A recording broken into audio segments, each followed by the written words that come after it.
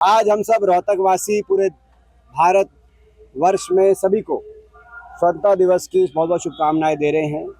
ये आज हम सब के लिए गौरव का दिन है। हम सब के लिए देश के लिए समर्पित होने का, देश के लिए संकल्पित होने का दिन है। हमारे स्वतंत्रता सेनानियों को याद करने का दिन है, जिन्होंने शहीद अपनी शहादत दी देश के लिए, जिन्होंने अपनी जवानियां कुर्बान कर दी, अपने जीवन कुर्बान कर दिए केवल इस सपने के लिए कि भारत देश आज़ाद हो और भारत देश आगे बढ़े। दुनिया में जो उचित स्थान है भारत देश का, भारतवर्ष का, वहाँ तक पहुँचे। आज उन सब की हम कुर्बानियों को भी याद कर रहे हैं, उनकी कुर्बानियों को नमन कर रहे हैं। 12 साल की इनकी सरकार का रिपोर्ट कार्ड ये है कि ना सिर्फ हमारा देश का भविष्य, हमारे नौजवान चौराहे पे आ गए, लेकिन हमारे देश का आने वाला भविष्य, हमारे बच्चे भी चौराहे पे आ गए अपने भविष्य को लेकर। आज नौजवानों का, बच्चों का भविष्य अंधकारमय कर दिया 12 साल की सरकार ने। पटरी से उतार दिया देश को, विकास की पटरी से उतार दिया। जो अर्थव्यवस्था चौथे नंबर तक पहुंचा के हम लोग गए थे यूपीए की सरकार के दौरान, आज वो नीचे जा रही है, वो छठे नंबर पे आ गई। आज आप देख रहे हो रुपया नीचे गिर रहा है। आज देश में जो विदेश नीति है, दुनिया के अंदर भारत कुछ बोलता था तो पूरी दुनिया सुनती थी। अमेरिका धमकी देता था कि आप, जब 1971 का युद्ध हुआ था तो अमेरिका ने कहा था हम अपना 7वां बेड़ा भेज रहे हैं ढाका में, आप वहाँ अपनी फौज मत भेजो, हम पाकिस्तान की मदद में हैं। अमेरिका ने कहा, उस समय निक्सन ने, जो उनके राष्ट्रपति थे, और इंदिरा जी ने कहा कि आपका 7वां बेड़ा जितने दिन पे पहुंचेगा, 14 दिन में, ढाका के तटों पर भारत की सेना आपका स्वागत करेगी। अमेरिका को आग दिखाया करता देश। आज स्थिति आ गई, ऐसी आ गई कि आज चाहे वो विदेश नीति की बात हो, चाहे अर्थव्यवस्था की बात हो, चाहे युवाओं के भविष्य की बात हो, आज चिंता है देश के लिए। लोगों को बड़ी भारी चिंता है। और किस गर्त में धकेल रहे देश को, किस तरह की सोच, आपने मानसिकता देखी। खड़गे जी जहाँ गए, रामलीला ग्राउंड में उन्होंने हल्द्वानी के अंदर जो जनसभा करी, उसके बाद भाजपा आरएसएस के जुड़े हुए लोग शुद्धिकरण का हवन कर रहे हैं, गंगा जल छिड़क रहे हैं। देश को अगर शुद्धिकरण की जरूरत है तो भारतीय जनता पार्टी की जात पात की जो सोच है, उससे शुद्धिकरण की जरूरत है। और देश आगे तभी बढ़ सकता है जब स्वतंत्रता सेनानी लड़े थे तो धर्म जाति से हर बात से ऊपर उठ के हर स्वतंत्रता सेनानी भारत, आजाद भारत का सपना देखकर एकजुट होकर लड़े थे। तब जिस तरह से राहुल गांधी ने दिल्ली में राष्ट्रीय कांग्रेस का सम्मेलन कहा, प्रधानमंत्री को लेकर, विदेश नीति को लेकर जिस तरह से बात, उसका आलोचना हो। देखिए, ये तो भारतीय जनता पार्टी वाले 12 साल के बाद भी आलोचना करते हैं, तो कभी राहुल जी कर लेते हैं, उनको निशाने पे रखते हैं, कांग्रेस पार्टी की कर लेते हैं। अलग अलग प्रदेशों में, हरियाणा में आप देखते तो 12 साल के बाद भी वो जवाब देने को तैयार नहीं है। अभी आप देख रहे हो इनकी प्रदेशाध्यक्ष, उन्हें किस तरह के बयान आ रहे हैं। तो 12 साल के अपना रिपोर्ट कार्ड नहीं बताना चाहते कि 12 साल में भट्टा क्यों बैठा। आज आपने देखा, मैं समझता हूँ कि पिछले कितने वर्षों से ये प्रभात फेरी में आप देखते हो, मैं जब सांसद बना 2005, उससे पहले से हम लोग आते हैं इस प्रभात फेरी में, आप लोग भी आते हो। आप में से कई मेरे साथ एक तरीके से सहपाठी टाइप में हो। आज तक कभी इतनी सड़कों का बुरा हाल देखा आपने रोहतक में इतने सालों में? पहले के समय भी नहीं था। देखो, जो 2004 में जब अपनी सरकार आई थी तो उस समय तो चलो रोहतक कायाकल्प हुई थी, पूरा प्रदेश मानता था, खासतौर पर बीजेपी वाले ज़्यादा मानते थे क्योंकि वो कहते थे सारा काम यहाँ किया। लेकिन मैं कह रहा हूँ, उससे पहले भी आपने इस तरह की सड़कों के नज़ारे नहीं देखे होंगे, इतने बड़े बड़े गड्ढे। आज बार बार माइक पर अनाउंसमेंट करके हमें चलना पड़ा कि गड्ढों से बच्चे, किसी के पैर में मोच ना आ जाए, कोई मुस ना आ जाए, पानी का कहीं पानी का जल भराव था कि पानी से बच के। तो ये स्थिति आ गई है, आप देख रहे हो 12 साल का ये दिक्कत।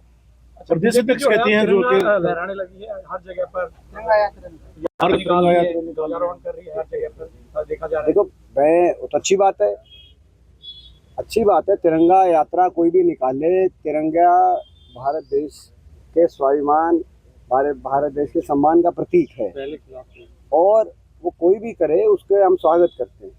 लेकिन ये सही है कि आज़ादी के बाद से लेकर और इस सदी की शुरुआत तक आरएसएस ने अपने मुख्यालय पर तिरंगा नहीं फहराया था।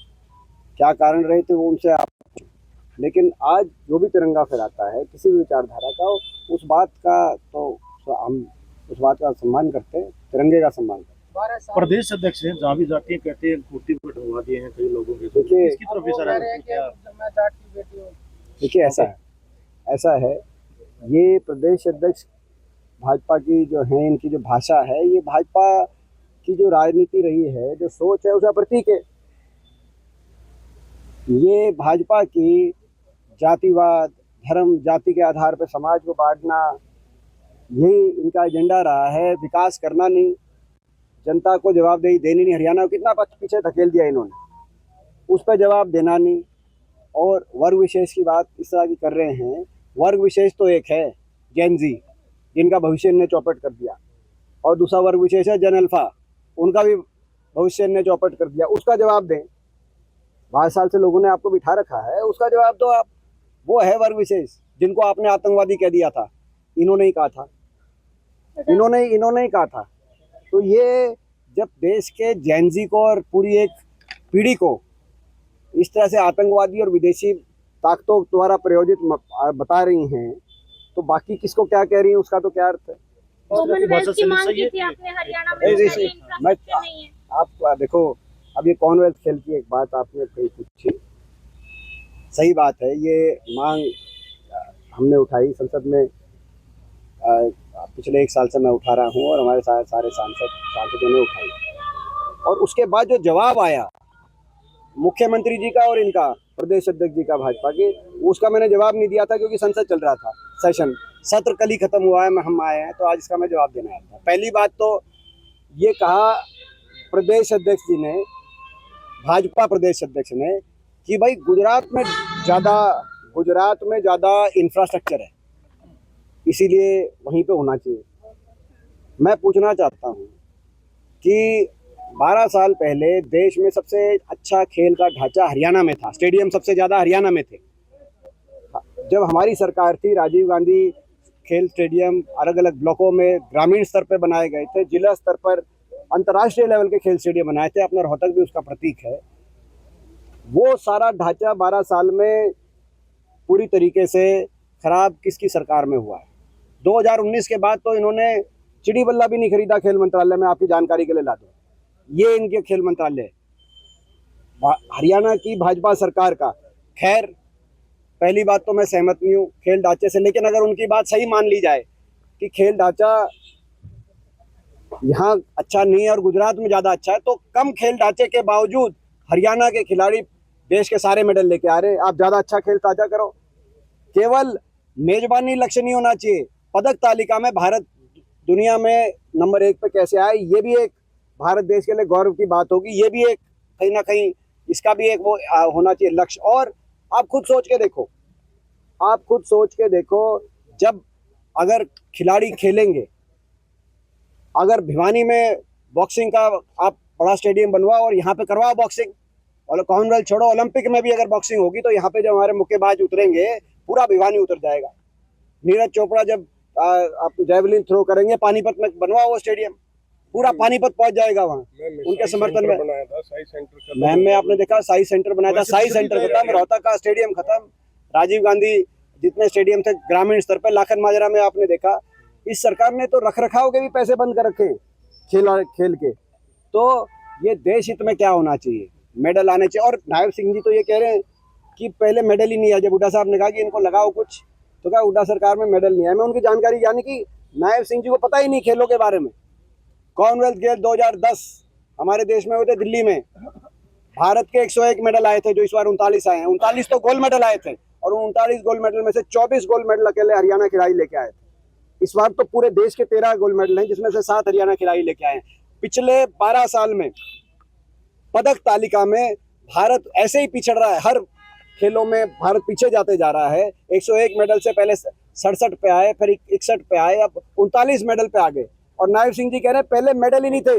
इतिहास कैसे बदल सकते हो? जो 101 मेडल आए थे उन खिलाड़ियों के मैं नाम बता दूं, नायब सैनी जी, उनका अस्तित्व और उनसे माफी मांगे। कॉमनवेल्थ खेल 2010 जो नायब सिंह जी कह रहे थे हुड्डा सरकार में मेडल नहीं आए थे, नायब सैनी जी बताएं योगेश्वर दत्त जी का मेडल आया था कि नहीं आया था, उन्हीं की पार्टी में। नायब सैनी जी बताएं बबीता फोगाट का मेडल आया था कि नहीं आया था, उन्हीं की पार्टी में। 2010 कॉमनवेल्थ खेल में नायब सैनी जी बताएं सुशील पहलवान का मेडल आया था कि नहीं आया था, नायब सिंह जी बताएं, ये सारे मेडल आए थे। हॉकी में गोल्ड मेडल आया था कि नहीं आया था कॉमनवेल्थ में? और सुनो, हॉकी में गोल्ड मेडल आया था, संदीप सिंह जी उस टीम में थे जो इन्हें खेल मंत्री थे। नायब सिंह जी कह रहे मेडल ही नहीं आए थे, और इसीलिए अब कैसे लगाएं, पहले मेडल नहीं आते थे, लगाते नहीं थे, और इन सबको लगाया था। हुड्डा सरकार में इन सबको लगाया था, कांग्रेस की सरकार में जो है जिनके मेडल आए थे उनको लगाया। तो इतना बड़ा, देखो बीजेपी में झूठ की ट्रेनिंग है, हमें पता है, लेकिन इतना बड़ा झूठ की पहले मेडल ही नहीं थे। 101 मेडल थे देश के, अब 39 रह गए।